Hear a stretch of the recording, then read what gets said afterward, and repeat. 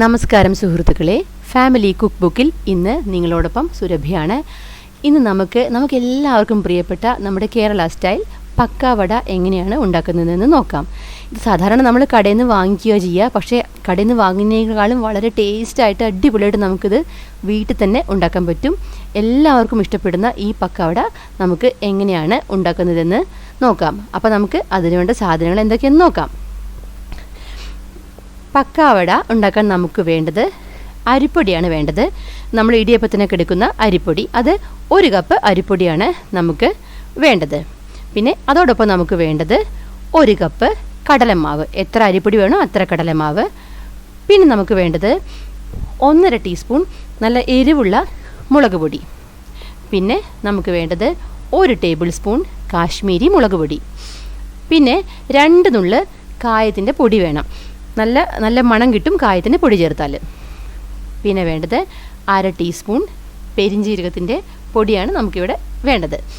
പിന്നെ വേണ്ടത് ഉപ്പ്, തീർച്ചയായിട്ടും ഞാനിവിടെ 1/2 ടീസ്പൂൺ ഉപ്പ് എടുത്തിട്ടുണ്ട്. പിന്നെ നമ്മൾ പക്കവടയ്ക്കുള്ള മാവ് കുഴയ്ക്കാൻ വേണ്ടിയിട്ടുള്ള ഒരു ലിക്വിഡ് തയ്യാറാക്കിയിട്ടുണ്ട്. ഇത് 2 പച്ചമുളകും ഒരു 5-6 പുതിന ഇലയും ചേർത്തിട്ട് നന്നായി അരച്ചിട്ട് ഒരു 1/2 കപ്പ് വെള്ളത്തിൽ നന്നായി കലക്കി അരിച്ചെടുത്തിട്ടുള്ള ലിക്വിഡാണ് ഇത്. ഇതിലാണ് നമ്മൾ പക്കവടയ്ക്കുള്ള മാവ് നമ്മൾ കുഴയ്ക്കാൻ പോകുന്നത്. ഇനി നമുക്ക് പക്കാവട എങ്ങനെ ഉണ്ടാക്കുന്നതെന്ന് നോക്കാം. ആദ്യമായിട്ട് ഡ്രൈ ഇൻഗ്രീഡിയൻസ് എല്ലാം നന്നായിട്ട് നമുക്കൊന്ന് മിക്സ് ചെയ്ത് കൊടുക്കണം. അതിനായിട്ട് നമുക്കിതിലേക്ക് എടുത്തു വച്ചിട്ടുള്ള എരിവുള്ള മുളക് പൊടി, പിന്നെ നമുക്ക് അത് ചേർത്ത് നന്നായിട്ടൊന്ന് ഇളക്കി കൊടുക്കാം. അതിനുശേഷം അതിലേക്ക് എടുത്തു വച്ചിട്ടുള്ള കാശ്മീരി മുളക് പൊടി അത് ചേർക്കാം. നന്നായിട്ടൊന്ന് ഇളക്കി കൊടുക്കാം. ഈ കാശ്മീരി മുളക് പൊടി ചേർത്താൽ നല്ല നിറം കിട്ടും പക്കവടയ്ക്ക്. അതിനാണ് ഞാൻ ഈ കാശ്മീരി മുളക് പൊടി ചേർക്കുന്നത്. പെരിഞ്ജീരകത്തിൻ്റെ പൊടി, അതുപോലെ നമുക്ക് വേണ്ട ഈ പെരിഞ്ജീരകം അത്ര നമുക്ക് നിർബന്ധമില്ല, നിങ്ങൾക്ക് ഇഷ്ടമുണ്ടെങ്കിൽ മാത്രം ചേർത്താൽ മതി. എനിക്കിതിൻ്റെ ഫ്ലേവർ ഇഷ്ടമാണ്, അതുകൊണ്ടാണ് ചേർക്കുന്നത്. കായപ്പൊടി, 2 നുള്ള് കായപ്പൊടി. ഇതെന്തായാലും ഒഴിവാക്കണ്ട, അത് നമ്മളെ പക്കവടയ്ക്ക് നല്ല ഫ്ലേവർ തരുന്ന ഒരു സാധനമാണ്. പിന്നെ ഞാൻ എടുത്തിരിക്കുന്നത് ഉപ്പെല്ലാം അവരവരെ ഇഷ്ടം അനുസരിച്ച് ചേർക്കാം. ഞാനിവിടെ 1/2 ടീസ്പൂൺ ഉപ്പാണ് ചേർത്തിരിക്കുന്നത്. ഇവയെല്ലാം ചേർത്തിട്ട് ഈ മാവ് നന്നായിട്ടൊന്ന് സ്പൂൺ ഉപയോഗിച്ച് നന്നായിട്ടൊന്ന് മിക്സ് ചെയ്ത് കൊടുക്കാം. നിങ്ങൾക്ക് വേണമെങ്കിൽ ഒന്ന് അരിപ്പയിലൊന്ന് അരിച്ചെടുക്കുകയും കൂടി ചെയ്യാം.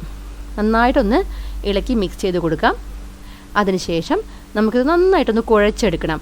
നമ്മളിവിടെ എടുത്തു വച്ചിരിക്കുന്ന ആ ലിക്വിഡ് ചേർത്തിട്ട് ഈ അല്പാൽപമായിട്ട് ഒരുമിച്ച് ഒഴിക്കരുത്, അല്പമായി ചേർത്തിട്ട് നന്നായിട്ട് ചപ്പാത്തി മാവിനേക്കാളും കുറച്ചുകൂടി അയവിൽ, അതായത് നമ്മൾ ഇടിയപ്പത്തിൻ്റെ മാവിൻ്റെ അയവുണ്ടല്ലോ, അതേ അയവിൽ ഈ പക്കവടയ്ക്കുള്ള മാവ് കുഴച്ച് കൊടുക്കണം. അപ്പോൾ നമ്മളിവിടെ 1/2 കപ്പോൾ എടുത്തിട്ടുണ്ട്. ഈ പച്ചമുളകും പുതിനയിലയും ചേർത്ത് അരിച്ചെടുത്തിട്ടുള്ള വെള്ളം. ഈ വെള്ളം പോരെങ്കിൽ നമ്മൾ വേറെയും കുറച്ചുകൂടി വെള്ളം ചേർത്ത് കൊടുക്കണം. അപ്പോൾ നമുക്ക് അല്പമായിട്ട് വെള്ളം ചേർത്ത് കൊടുക്കാം. എന്നിട്ട് സ്പൂൺ ഉപയോഗിച്ച് നന്നായിട്ടൊന്ന് മിക്സ് ചെയ്യാം. വെള്ളം ഒരുമിച്ച് ഒഴിക്കരുത്, കുറച്ചായിട്ട് ഒഴിക്കാം. വെള്ളം അധികമായാലാണ് പ്രശ്നം. ഇപ്പോൾ ഞാനിത് ഈ വെള്ളം മുഴുവൻ എടുത്തു കഴിഞ്ഞു, എനിക്ക് വെള്ളം പോരാ, അല്പം കൂടി വെള്ളം ചേർക്കണം. അതായത് ഇപ്പോൾ ഞാൻ 2 കപ്പ് മാവിന് ഒരു 3/4 കപ്പോളം എനിക്ക് വെള്ളം ചേർക്കേണ്ടി വരും. അപ്പോൾ ഞാൻ അല്പം കൂടി വെള്ളം ചേർത്തിട്ട് ഈ മാവ് നന്നായിട്ടൊന്ന് കൈ വെച്ചിട്ട് കുഴച്ചെടുക്കാൻ പോവുകയാണ്. അപ്പോൾ അല്പം കൂടി വെള്ളം ചേർക്കട്ടെ. വെള്ളം ചേർത്തിട്ട് നന്നായിട്ട് ഈ മാവൊന്ന് കൈ വെച്ച് ഇടിയപ്പത്തിൻ്റെ മാവിൻ്റെ അയവിൽ കുഴച്ചെടുക്കണം. നന്നായിട്ടൊന്ന് കുഴച്ചെടുക്കാം. അപ്പോൾ ഈ മാവ് ഞാൻ നന്നായിട്ടൊന്ന് കൈ വെച്ച് നന്നായിട്ടൊന്ന് കുഴച്ചെടുത്തിട്ടുണ്ട്. ഈ മാവ് കണ്ടാൽ തന്നെ നിങ്ങൾക്കറിയാം, ഇത് ചപ്പാത്തി മാവിനേക്കാളും അല്പം കൂടി അയവാണ്. കണ്ടില്ലേ, നമ്മളിങ്ങനെ പ്രസ് ചെയ്ത് കൊടുക്കുമ്പോൾ നല്ല സോഫ്റ്റായി പോകും. വിരൽ വെച്ച് അമർത്തുമ്പോൾ നല്ല സോഫ്റ്റായിട്ട് അമർന്നു പോകും. അതായത് നമ്മുടെ ഇടിയപ്പത്തിൻ്റെ മാവിൻ്റെ ഒരു കൺസിസ്റ്റൻസിയാണ് വേണ്ടത്. ഇനി നമുക്ക് തൊട്ട് നോക്കിയാൽ അറിയാം, കുറച്ചുകൂടി സോഫ്റ്റ് ആയിട്ടുള്ള ഒരു കൺസിസ്റ്റൻസിയാണ് ഈ മാവിന് വേണ്ടത്. ചപ്പാത്തി മാവിനേക്കാളും കുറച്ചുകൂടി അയവായിട്ട് ഇടിയപ്പത്തിൻ്റെ കൺസിസ്റ്റൻസി. ഇത് നമുക്ക് ഇനി നമ്മളെ പക്കാവട ഉണ്ടാക്കുന്ന ഒരു 7 ചില്ലി എടുത്തിട്ട് അത് ഉപയോഗിച്ചിട്ട് വേണം ഉണ്ടാക്കാൻ. ഇത് കണ്ടോ, കണ്ടോ നിങ്ങൾ, കണ്ടില്ലേ, ഇതാണ് നമ്മളെ പക്കാവട ഉണ്ടാക്കാനുള്ള ചില്ല്. ഞങ്ങളിതിനെ ചില്ലെന്നാണ് പറയുക കേട്ടോ. ഇത് നന്നായിട്ട് എണ്ണമയം പുരട്ടണം, എന്നാലാണ് ഒട്ടിപ്പിടിക്കാതിരിക്കാനാണ് ചെയ്യുന്നത്. അതുപോലെ അച്ഛൻ്റെ ഉള്ളിൽ എണ്ണ പുരട്ടുക, എന്നിട്ട് അതിലേക്ക് മാവ് നിറച്ചിട്ട് നമ്മൾ പക്കവട നമുക്ക് തിളച്ച എണ്ണയിലേക്ക് പിഴിഞ്ഞ് ഉണ്ടാക്കാം. അപ്പോൾ ഇതിലേക്ക് ഇട്ട് കൊടുത്തിട്ട് അതിൽ മാവ് നിറയ്ക്കണം. ഇത് ഞാനിവിടെ ഒരു ചീനച്ചട്ടിയിൽ എണ്ണ ചൂടാക്കാൻ വെച്ചിട്ടുണ്ട്. ഞാനിവിടെ സൺഫ്ലവർ ഓയിലാണ് എടുത്തിരിക്കുന്നത്. എണ്ണ നന്നായി ചൂടാവണം. നമ്മൾ ശ്രദ്ധിക്കേണ്ടത് നല്ല ചൂടിൽ ഇത് പിഴിഞ്ഞെടുക്കരുത്. എണ്ണ നന്നായി ചൂടായിക്കോട്ടെ. അതിനുശേഷം നമ്മൾ മീഡിയം ഫ്ലെയിമിൽ വേണം എപ്പോഴും നമ്മളിതിൽ ഏത് പലഹാരം ഉണ്ടാക്കാൻ. എണ്ണ പലഹാരം നമ്മൾ മീഡിയം ഫ്ലെയിമിൽ ഉണ്ടാക്കണം, അല്ലെങ്കിൽ അത് എണ്ണ കുടിക്കും. അപ്പോൾ നന്നായി ചൂടായ ഫ്ലെയിം അത് മീഡിയം ഫ്ലെയിമിലാക്കുക. എന്നിട്ട് വേണം അതിലേക്ക് പിഴിഞ്ഞു കൊടുക്കാൻ. അപ്പോൾ ഞാൻ ഇതിലേക്ക് പിഴിഞ്ഞു കൊടുക്കുകയാണ്. സൂക്ഷിക്കുക, മേത്തൊന്നും ആവാതെ തെറിക്കാതെ സൂക്ഷിക്കുക. ഒരുപാട് വേണ്ട, നമ്മൾ ഒരല്പം ആദ്യം നമ്മൾ നോക്കാം. അപ്പോൾ ഒരല്പം നന്നായിട്ടൊന്ന് ഡയറക്റ്റായിട്ടൊന്ന് പിഴിഞ്ഞു കൊടുക്കാം.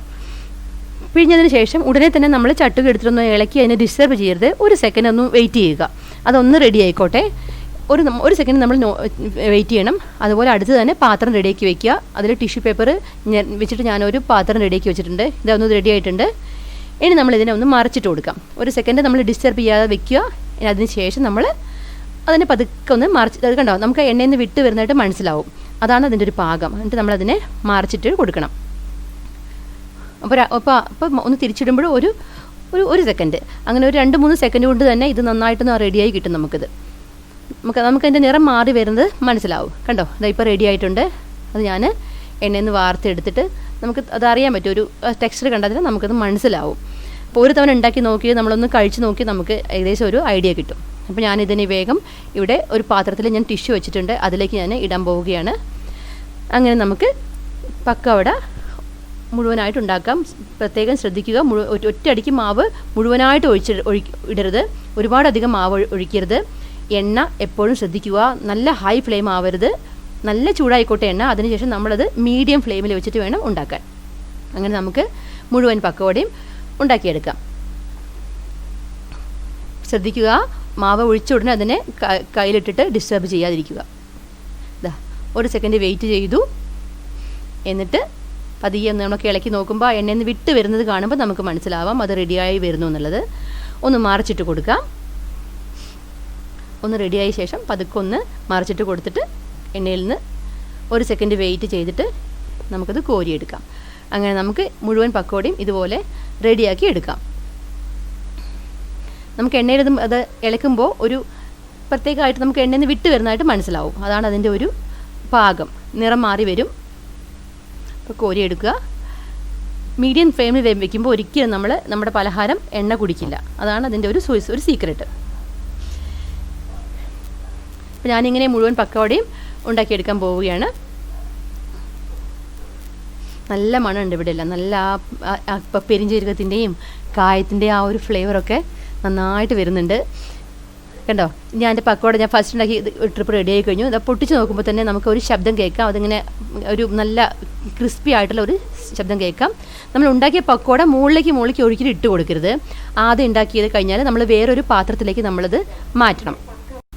ഇത് ആദ്യം ഉണ്ടാക്കിയ പക്കവട ഞാനൊരു പാത്രത്തിലേക്ക് മാറ്റി കൊടുത്തിട്ടുണ്ട്. അപ്പോൾ നമ്മൾ പക്കവട മുകളിലേക്ക് ഇട്ട് കൊടുക്കരുത്. ആദ്യം ഉണ്ടാക്കിയത് നമ്മൾ വേറെ പാത്രത്തിലേക്ക് മാറ്റി കൊടുക്കണം. പിന്നെ രണ്ടാമത് ഉണ്ടാക്കുന്നത് പുതിയതായിട്ട് പാത്രത്തിലേക്ക് ഇട്ട് കൊടുക്കുക. ടിഷ്യൂ പേപ്പർ വെച്ചിട്ട് അതിലേക്ക് നമ്മൾ ഇട്ട് കൊടുക്കുക. ഇനി നമുക്ക് ചെയ്യേണ്ടത്, നമ്മൾ അല്പം കറിവേപ്പില ബാക്കിയുള്ള എണ്ണയിൽ അല്പം കറിവേപ്പില എടുത്തിട്ട് നല്ല മുരിച്ചിട്ട് നമ്മൾ ഈ പക്കവടയിലേക്ക് ചേർത്ത് കൊടുക്കണം. കറിവേപ്പില പ്രത്യേകമായിട്ടൊരു ഫ്ലേവർ കിട്ടും. ഞാനിവിടെ അല്പം കറിവേപ്പില എണ്ണയിലേക്ക് ഇട്ട് കൊടുത്തിട്ടുണ്ട്. കറിവേപ്പില എണ്ണയിൽ മൂപ്പിക്കുമ്പോൾ ശ്രദ്ധിക്കണം, അത് ഒന്ന് പൊട്ടിത്തെറിക്കണം. ഒട്ടും വെള്ളമൊന്നും പാടില്ല. വെള്ളം ഉണ്ടെങ്കിൽ നമ്മുടെ മേത്തേക്ക് പൊട്ടിത്തെറിക്കും. അതുകൊണ്ട് കറിവേപ്പില ഇടുമ്പോൾ ഒന്ന് ശ്രദ്ധിച്ചേക്കുക. നല്ല വെള്ളം ഡ്രൈ ആയിട്ടുള്ള കറിവേപ്പില വേണം ഇടാൻ. എന്നിട്ട് നന്നായിട്ടൊന്ന് വറുത്ത് കൊടുക്കുക. കരിഞ്ഞു പോകരുത്. നമ്മൾക്ക് എണ്ണയിൽ ഇങ്ങനെ കറിവേപ്പില ഇളക്കുമ്പോൾ നമുക്ക് അറിയാൻ പറ്റും, ഇങ്ങനെ ഉണങ്ങിയ ഇലയുടെ ഒരു ശബ്ദം പോലെ വരും. അതാണ് അതിൻ്റെ ഒരു പാകം. നിറം മാറി വന്ന് ഒരു ഉണങ്ങിയ ഇലയുടെ ശബ്ദം വരും ഇളക്കി കൊടുക്കുമ്പോൾ. അപ്പോൾ നമ്മളിത് കോരി എടുത്തിട്ട് നമ്മുടെ പക്കവടയിലേക്ക് ഇട്ട് കൊടുക്കണം. അപ്പോൾ എൻ്റെ ഇത് റെഡിയായി വരുന്നുണ്ട്. ഇത് കോരിയെടുത്ത് മാറ്റാം.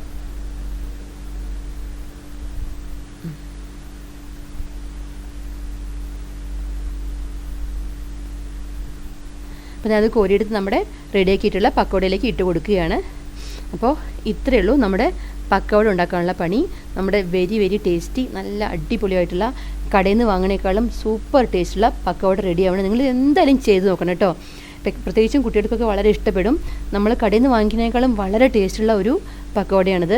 ഈ കടയിലൊന്നും ഇത്രയും നല്ല ഫ്ലേവറൊന്നും ഉണ്ടാവില്ല. നല്ല ഇത് ആ പെരിഞ്ചീരകത്തിൻ്റെയും ആ പുതിനയിലയുടെയൊക്കെ ആ ഫ്ലേവർ ശരിക്കും നല്ലൊരു ടേസ്റ്റാണ്. പിന്നെ അപ്പോൾ എല്ലാവരും ഇത് ട്രൈ ചെയ്യുക. നിങ്ങൾക്ക് ഈ പക്കോട ഉണ്ടാക്കി നോക്കിയിട്ട് ഇഷ്ടമായെങ്കിൽ എൻ്റെ ഈ ചാനൽ സബ്സ്ക്രൈബ് ചെയ്യാനും ലൈക്ക് ചെയ്യാനും കമൻറ്റ് ചെയ്യാനും തീർച്ചയായിട്ടും മറക്കരുത്. വീണ്ടും അടുത്തൊരു വീഡിയോയുമായിട്ട് ഉടനെ വരുന്നതായിരിക്കും. അപ്പോൾ നിങ്ങളുടെ എല്ലാവരുടെയും പ്രിയപ്പെട്ട Surabhi signing off. Bye bye. Thank you.